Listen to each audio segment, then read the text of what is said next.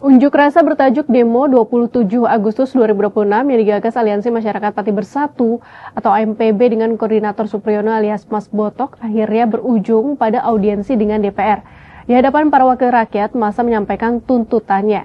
Salah satunya adalah desakan agar rancangan Undang-Undang Perampasan Aset segera disahkan. DPR pun menyebut pengesahan RUU Perampasan Aset ditargetkan paling lambat pada 15 Desember 2026. Namun ada pertanyaan yang lebih besar di balik aksi tersebut. Mengapa isu perampasan aset mampu menarik dan menggerakkan massa dalam demo 27 Agustus? Dan pelajaran politik apa yang dapat dipetik dari masyarakat Pati yang turun ke jalan untuk menagih janji DPR?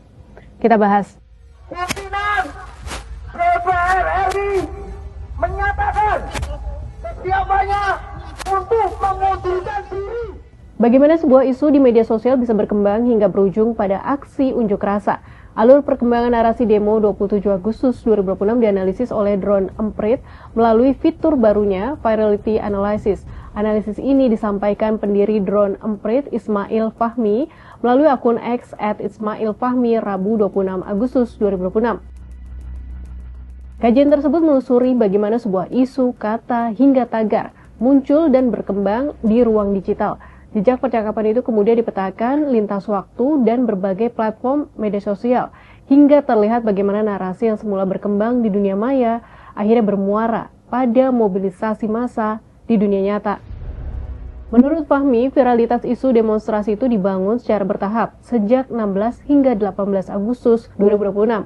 Jika merujuk pada tagarnya, mula-mula percakapan warganet tersebar melalui sejumlah kata kunci seperti AMPB atau Aliansi Masyarakat Pati Bersatu, Pati, RUU Perampasan Aset, Kawal Demokrasi, Lawan Korupsi, dan sejumlah keluhan masyarakat lainnya. Dari berbagai isu tersebut, percakapan warganet kemudian terkonsolidasi sebelum berubah menjadi agenda demonstrasi. Di antara sederet isu tersebut, tagar tentang RUU Perampasan Aset agaknya menjadi jembatan naratif paling kuat untuk menghubungkan berbagai topik. Tagar itu muncul secara konsisten lintas hari dan lintas platform, menghubungkan percakapan lokal, kritik terhadap DPR, hingga narasi demonstrasi. Setelah ekosistem isu terbentuk, tagar yang menyebut demo 27 Agustus baru muncul. Hal itu menandakan bahwa tagar aksi sebenarnya bukan pemicu utama viralitas. Sebaliknya, sejumlah isu saling terkonsolidasi dan menemukan momentumnya dengan identitas tanggal yang sama. Selain itu, Fahmi menyoroti pergerakan aktor yang muncul di lini masa menjelang aksi demonstrasi tersebut. Pada fase awal, sekitar 16 hingga 20 Agustus 2026, sosok-sosok yang terlihat baru merupakan tokoh lokal, seperti Teguh Istianto, Mas Botok, Eki Pitung, dan beberapa figur lokal lainnya. Kondisi itu menunjukkan bahwa percakapan awal bermula dari dinamika yang terjadi di Pati, Jawa Tengah. Dalam perjalanannya, Mas Botok menjadi figur yang berulang kali muncul selama beberapa hari. Mas Botok dapat dibaca sebagai salah satu key naratif karir dalam proses virality demo 27 Agustus. Perannya bukan sekadar muncul ketika isu sudah viral, tetapi juga menjaga persistens percakapan dan membawa narasi melintasi platform sejak fase awal hingga mobilisasi.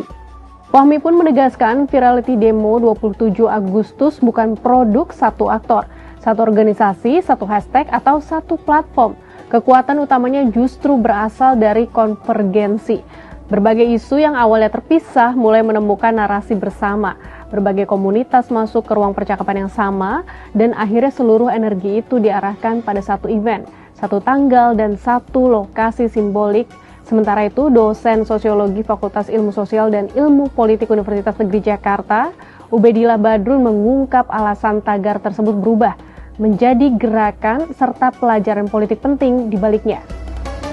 Ubedillah menilai demo 27 Agustus menjadi aksi karena akumulasi kejengahan masyarakat terhadap kondisi saat ini, terutama maraknya korupsi dan resistensi elit politik terhadap pemberantasannya. RUU Perampasan Aset yang semula dianggap isu elitis berkembang menjadi perhatian publik karena berkaitan dengan korupsi dan tuntutan hukuman bagi koruptor.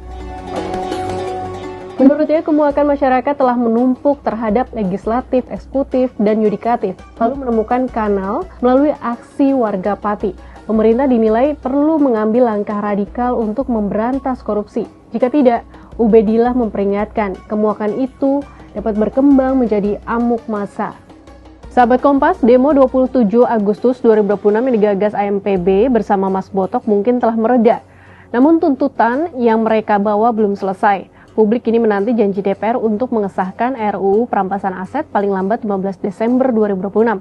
Pertanyaannya, akankah tekanan publik kali ini benar-benar menghasilkan perubahan atau kembali berhenti sebagai janji politik yang menunggu untuk ditagih?